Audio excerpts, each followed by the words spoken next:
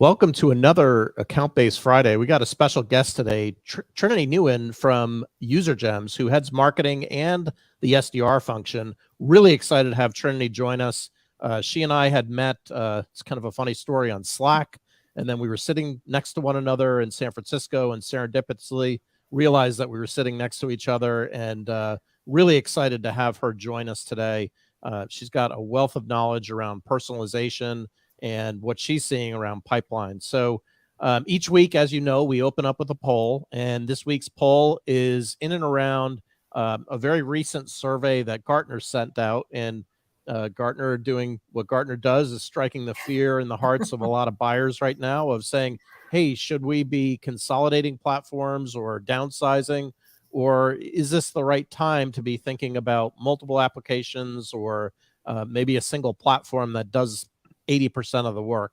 And so that was my question this week. I was asking, what do people prefer? Now, it's hard with these LinkedIn polls. Ideally, you want to be able to bifurcate users from economic buyers. I imagine if we bifurcated it, we might get different answers on those two spectrums. But I had voted 5 best of class tools only because I feel like you need kind of best of breed right now to be successful in outreach.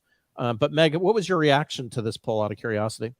I picked the third one, see, answer, or comment. And my comment was, it depends, which of course, you know, as a former consultant, I get to say, but I'm required to say, actually, it's in the code of conduct. But the actual thing I was thinking about is it sort of depends on the category. Like sometimes if you're looking at something that's very mature and that, you know, you'll really be better served by having a backbone that a lot of other people can plug into and that is easy for your team to use and that's been tried and true, like, okay, then you might want to an all things kind of platform. But in other cases, if you're trying new things that you haven't done before, that aren't mature, that maybe are potential kind of game changers for the market, but that aren't as tested, you kind of also need the best in class. So I feel like we're evolving to a place where you've got, you know, the opportunity to do both.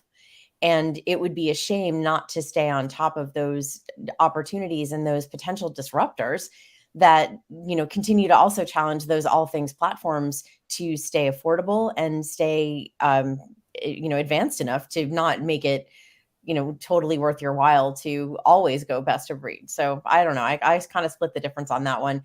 But Trinity, thank you so much for joining us today. It's great to see you. Thank you for having me. This is fun. I saw this poll yesterday and I was like, oh no, Gartner again scared the heck out of all of us vendors and marketers who hold the budget. Well, yeah. So now's your chance. What do you think? What's your opinion here? And what do you see as kind of the maybe the pros and cons of the approaches? So I think I understand the outcome. I think if you scroll down a little bit, John, like you gave a screenshot of the Gartner study where say, I think majority of marketing leaders said that they consolidating tools. I think there's 2 things to like the survey, right? Like when the survey was conducted, because there's always a lag time until the result comes out. So I think if this was done like probably like earlier this year, then I believe all of us had a mandate to like, we got to trim the fat. And it's true, like we went on the SaaS or like tool buying spree the last 2 years. So we definitely need to trim down. But I'm also, and I feel like we're kind of like in the stage of like, okay, we've been trimming for the last 4 quarters. So there's no more trimming especially when now the target end of the year. Now I'm looking at end of year numbers and planning for 2024. Is there any more room to trim, or like, do I start figuring out now that we fit and lean, what are the levers I can pull to re-accelerate?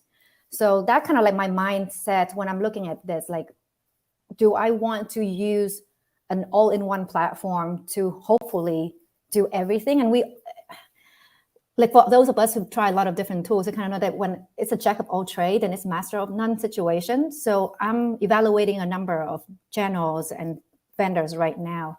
And in the back of my mind, I want to say, if I'm going to invest something, I'd rather buy fewer tools, but the best in class of that to give that program or that channel the best chance of winning, to evaluate the effectiveness rather than kind of lukewarm and don't know at the end, like by the end of 2024, looking back, well, what worked, what didn't.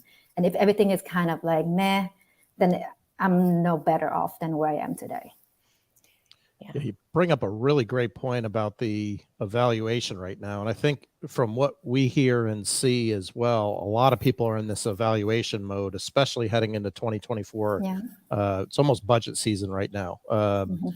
And people are doing a deep inspection of their pipeline. A lot of people, I think it was even the title of today's discussion, around having pipeline anxiety. What trends are you seeing in and around pipeline right now, in terms of, is there reason for optimism? Is there hope, or is it kind of more of the same? What are you seeing there? So we've been talking to a lot of different marketers and sales leaders in just in general, just kind of like we see the polls, anecdotally speaking. And we've been doing it for over a year. And for the last year or so, like things that everyone say, like top of funnel is hard. There's less demand in the market, there's less budget. And I don't think this is a surprise to anyone listening to this. But until recently, then I feel like the sentiment from the investor side, the investor community, it seems like we are or just got out of the worst of it. So there's a sense of optimism that things will get better. Even from the operator side, with some of the revenue leaders I talked to, and they're looking forward to 2024. They start doing the budget right now, and things not as gloomy as it was in the last like 4 quarters. So I feel like kind of go back that yes, we gotten a lot leaner now. So now how do we reaccelerate? There are talks of companies preparing to go to IPO again next year. So I think that probably by sometime in Q2 next year, you could say like probably April or June, where we probably get out of this SaaS gloom and doom situation. So that's exciting to hear. Well, and I see we've got a comment from Jean. Thank you. That it depends is the best answer. Well, I'm biased, but yes, I think so too. But there was a great post from John Miller at Demandbase this week, basically addressing the same content from Gartner, and talking about the fact that you really one of the main issues with not getting the most out of your tech stack is not getting full use of the tools in your tech stack. Like maybe you have what you need, you're just not using all of their capabilities. And sometimes, it's because the tools themselves have a lot going on and they are a little bit complicated to use and to get the skills against. So Trinity, I think you've just made a really good point, which is you get to a point where you can't trim anymore, but you may also have unused opportunity within the tools that you do have. And that to me is, a little bit like saying, okay, we cut out a lot in our pipeline, but now we need to really work the deals that we've kept. It's kind of the same thing with tech, right? Is how do we go back and make sure we're using what we have? But I would love, share with us a little bit about what UserGems does, because I think this has a really good bearing on, hey, are you using all your tech? Do you know the potential of your tech? And are there some pieces that might actually accelerate your ability to get value from your tech, but also to alleviate some pipeline anxiety? I'm interested to hear you describe a little bit about what you do. Yeah, absolutely. So UserGems is a software for revenue teams, so sales, marketing, SDRs, CSM. What we do is we monitor your contacts when they change their jobs. So a lot of companies come to us for the main use case is to track our key champions as they move on into new organizations, because then it becomes, there are 2 prongs to this. The first one, from the pipe generation, then these are warmer paths to break into new accounts because they already know you. And then the second part is it's a churn prevention. There's a stat of if, I'm trying to remember, I think it's 65%. If the champion leaves your organization, if there's an executive change in your customer accounts, there's 65% chance of that account churning, because people want to reevaluate, bring the technology and services they know before. So so that's what we do. And yeah, and kind of go back to the comments about all-in-one tool or not. My team knows this. Like we usually, before we buy any tool, we trying to crawl, walk, run. So we try to crawl first. So a lot of times we trying to do that play ourselves, just manually, a bunch of Google Sheets and things like that, and see if there's a sign that this could work. And once it does, though, then I think then we make a decision to buy the best tool that fits so that it can accelerate. So even for UserGems, if anyone that just listens to this and say like, hey, maybe this is something I want to explore, please try it manually first to see if it works for your ICP, your market or not, before you invest in a tool. so you don't like, having tools sitting on the shelf and collecting dust and then have to trim later on.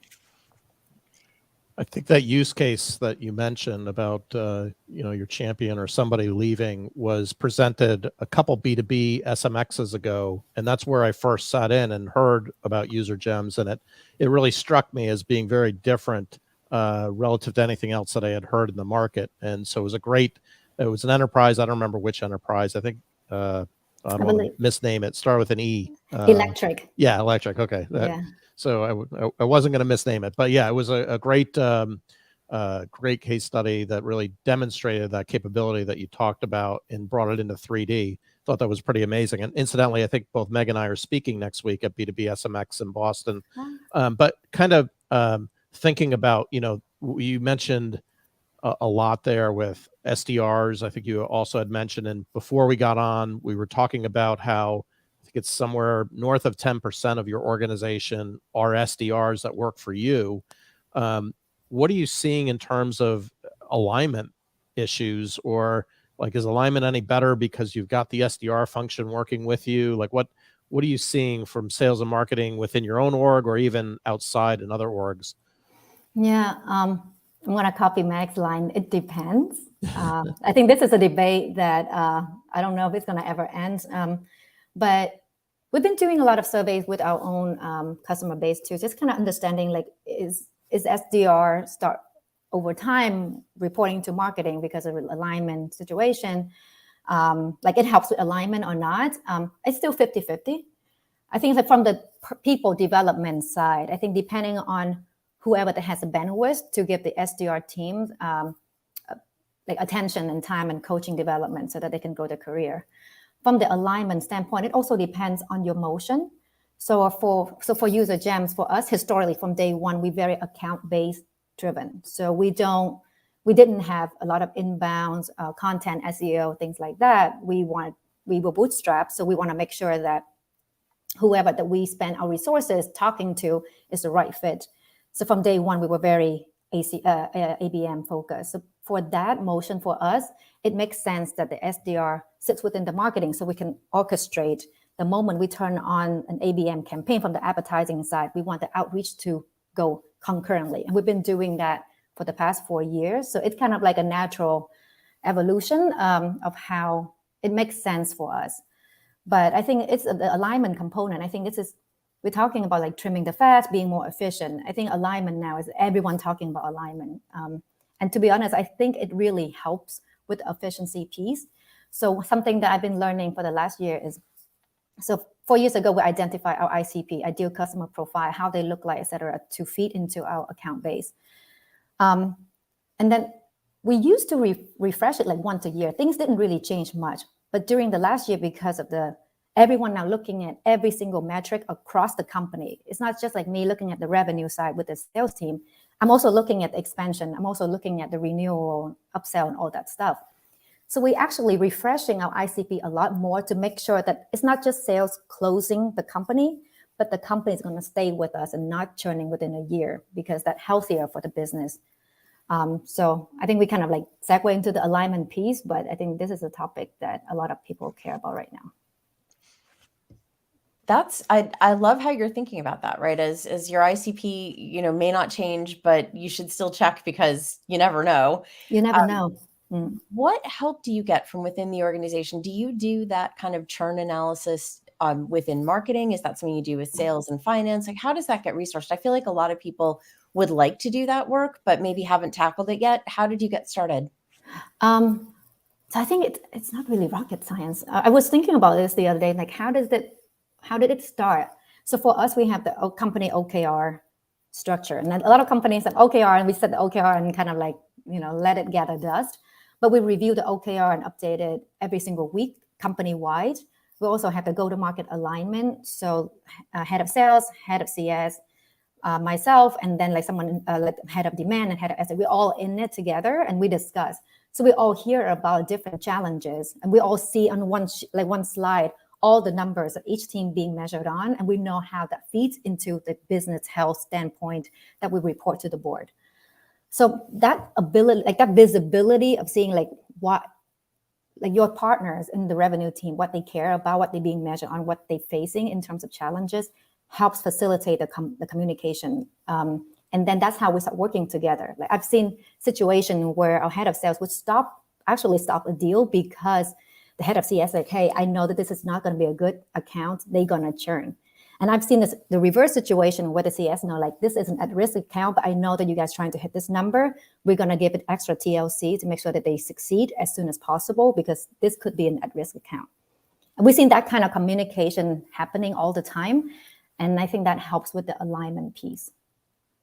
So not really like a clear playbook. It's just talk to each other more. That's really fascinating. We had a couple comments come in. One was from Imran, who was saying that he sees a lot of campaigns that have ABM lists. And Brian, acknowledging your approach for managing the churn signals. I'm curious, churn is everything, especially in a SaaS environment.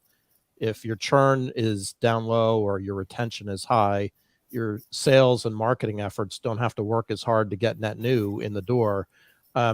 Is your team gold on the retention side of things, or is it primarily gold on the acquisition? I always find that kind of a bit of a rub for marketers, because I think classically we're very trained to acquire, yet we're in this kind of weird environment right now where, like you said, churn is really, really important and requires a lot of energy to get right. Yeah, I think if you had asked me that like a year and a half, 2 years ago, then I said like I'm measured by revenue in terms of like new revenue. Marketers, we were not trained to think a lot about the post-sales world as much, even though we said that we should. But now, like right now, from my end, what I care about, what I look at is ARR, which encapsulate all the churn and everything as well. From the team, then it depends on like the team. It cascades down different metrics, but essentially we're trying to align to the goal together. Like for example, my head of demand is looking at from the new, because he's focusing more on the acquisition. I'm being measured from the total ARR. The SDR leader measured also on the revenue, so not just the pipeline. So we're trying to kind of tie everyone into the same goal as much as possible. But yeah, ultimately we look at our ARR every single Monday. So you could see immediately, it feels, churn was not something we looked at, like we did look at, but back in the day that it wasn't a big issue. But now as a marketer, you can definitely see like no matter how much new business you generate and acquire, if churn is not stabilized, it's just like, we like 3 steps forward, 2 steps back. So now everyone cares a lot about churn. Our AEs think about churn too. I've seen so many conversations like, hey, I have this unique deal. You think they're going to be good or they're going to churn? And that kind of conversation like would not have happened if it wasn't because of the situation that we're in last year.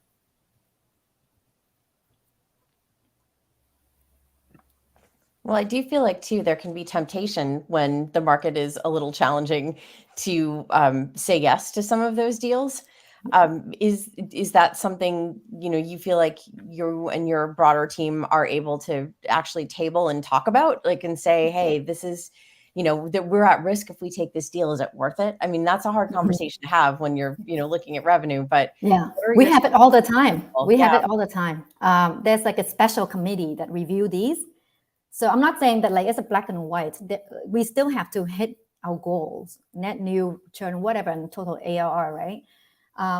So we do make exceptions, but at least now there's a visibility and alignment and awareness across the organization that these could be at risk. So you can cohort them in a certain way to make sure that they set up for success as much as we can. Versus in the past, it's just, it's a new customer. Let's just bring them in and they all blended together. Do you plan different journey? Like, does marketing support post-sale engagement, or does that tend to be in the realm of CS, or do marketing and CS work together to avoid churn? We do work together. I want to work together a little bit closer because I want to use the paid media side to support the renewal and expansion. We're doing some of it, but I would say it's still in experimentation phase. So a lot of manual stuff. We kind of like test and throwing a lot of spaghetti against the wall and see which one kind of like sticks. And then that's when we scale. So we do help with, like, for example, if there's a renewal coming up in the next like 120 days. So these accounts are going to get a certain like treatment in terms of like soft touch for marketing, etc. Hoping to like be able to support the expansion side as well. But we're still exploring this right now. So I'm not going to say that we figure it out. We're trying. And Brian making another comment about keeping a standard on the life cycle arc of the opportunity management, and that all deals are not good deals. I think that's a great comment as well. It's super hard to do, though. It's amazing that you're having that such a frank conversation internally. At least amazing from my perspective. I don't know, Meg, maybe you guys do that, but I think few of our clients that I'm aware of have that kind of truthful conversation. But in reality, you almost have to have it, because especially if you're a smaller company, because if you pick the wrong apple, company's just not going to scale. And those decisions are pretty critical. So that's amazing. Discipline. It's a harder path. I definitely aged like 5 years in the last 4 quarters. Well, we're trying.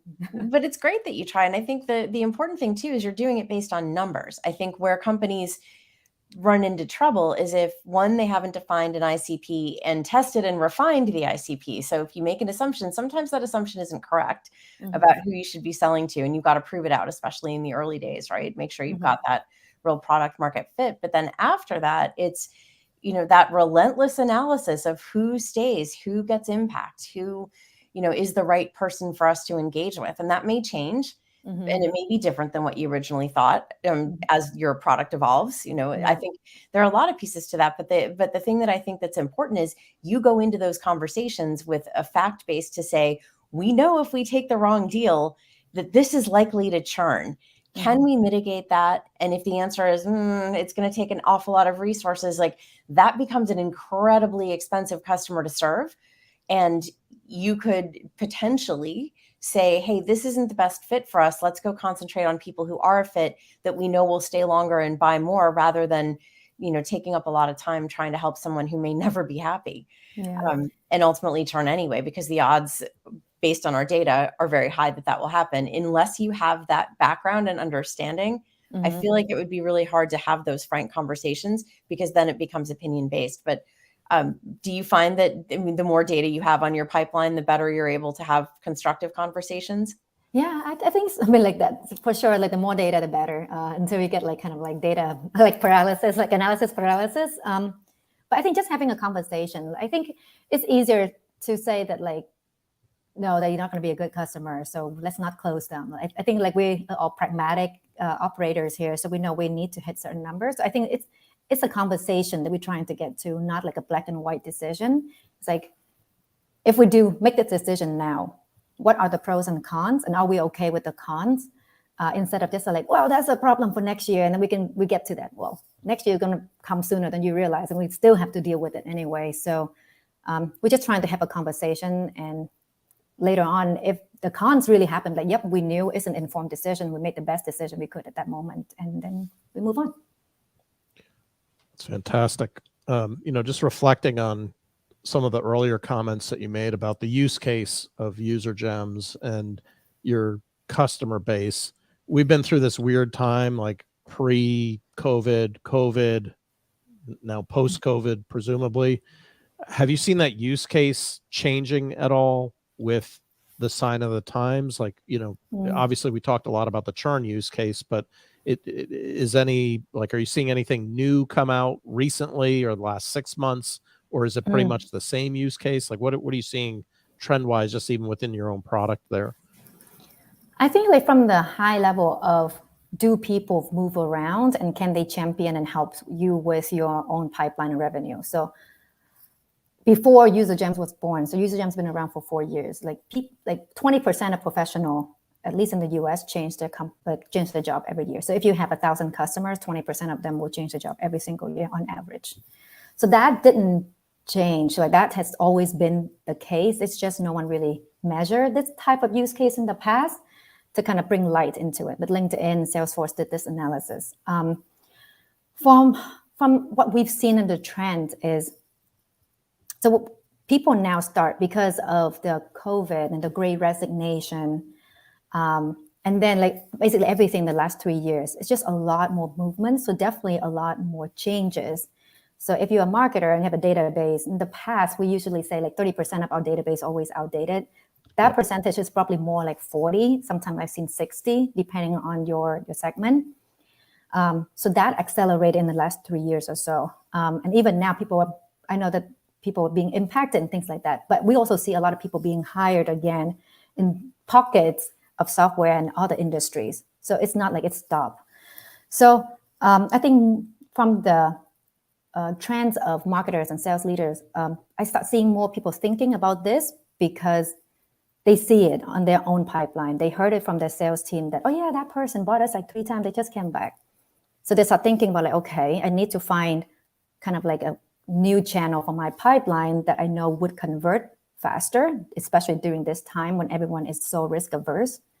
Then I start seeing with more people having this kind of organic conversation. We start seeing more like organic inbound of hand raisers saying like, I heard from my peers or someone told me about this. We want to try it. We've seen it before. How do we scale this? So that's a trend that I start seeing, that people think more about this than the past.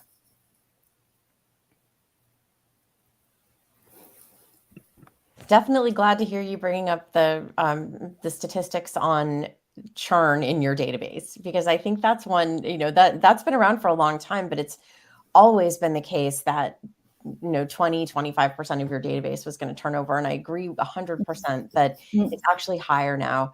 And to your point, really paying attention to not just getting out people whose emails do a hard bounce, but actually saying, and then where did they go? We used to have a play. It was called it was a re-engagement, or I can't remember. It had a name, but it really worked, and people were happy that if someone that they liked working with was like, congratulations, let me know if I can help, and here's some information to help you in your new role. That's just being a good person and being helpful. And if they have a need, hopefully they'll remember you. But that small act, I think, can go a very long way to building a great network of people who see you as a resource and as a seller. And I think that's where you get to some good outcomes. So I appreciate the way that you're kind of positioning that and thinking about it. But I also encourage, back to the numbers, right? I encourage people to really have a look and be like, wow, 40% of my database are people that theoretically I could still be selling to, but they're no longer in the job that I think they're in. What am I going to do with that? Yeah. And I actually just talked to a VP of marketing this morning about this. And one thing is, yes, 40% of your database went out, like it got outdated. But another piece that she brought into, there are so many champions that don't even exist in our CRM because like somebody didn't add them into the opportunity, things like that. So you actually, your pool of champion, like your rah-rah community is actually bigger than what you could see in your system. So like, she's like, I keep seeing people coming back requesting demo, and then in the field, like the optional field, saying, how did you hear about it? I say, oh, I used you before. That person was not a decision maker. They didn't exist in the HubSpot or Salesforce, but they one of the buying committee, and we know the buying committee is getting bigger and bigger. So I definitely see people now thinking beyond just a decision maker, but the entire buying committee, and kind of monitor that and maintain that relationship as they move on. And from like the marketer standpoint, I think it's just like the human way of treating your customers. And these are your best champions, instead of treating them like a lead, like, hey, you want a demo? It's like nurturing the relationship and kind of like going through their career with them. And I think that's one way to kind of like build your brands and also like make your champions a lot, like the pool a lot bigger. Awesome. Just notice the time here. As usual, we have more content than we do time. Any closing thoughts, Trinity, from your side from today's conversation? Oh, man. I love talking about anything B2B sales and marketing, so I could go on. Closing thoughts. I think we're going to be okay. 2024 is going to be great. So like whatever we're doing right now, I think everyone is trying to figure out, I'm trying to figure things out as well. So no one really has an answer, but we're trying our best. And as long as we have the right intention, I think we're going to be, it's going to be okay. I think you're right. I think you're probably right. Things seem like it's not getting worse. Maybe it's even getting better. Like you said, the investment sentiment seems to be going up here. So I think that's a great segue into 2024. Meg, any other closing thoughts from your perspective? I think those are words to live by. It will get better. It will be okay. I think this too shall pass. But really, said that way too many times. But she was really always though. But really though, like there are more companies right now preparing for IPO in 2024. So this is not just like smoke and mirrors. So I think the sentiment is looking up, and it's going to be great. Well, then we'll all build accordingly. And thank you so much for joining us and for sharing some of the great work that you're doing. I really love how you're thinking about, your work, your alignment with your go-to-market peers. Really appreciate the examples of how to do it right. Thank you for having me. Yeah, Trinity, thanks again. And Meg and I are in Boston next week. So if you're in Boston at B2B SMX, we would love to meet you. I think we're going to be taking August off, but we're going to be resuming our broadcasts back in September. So we'll look forward to reconnecting then.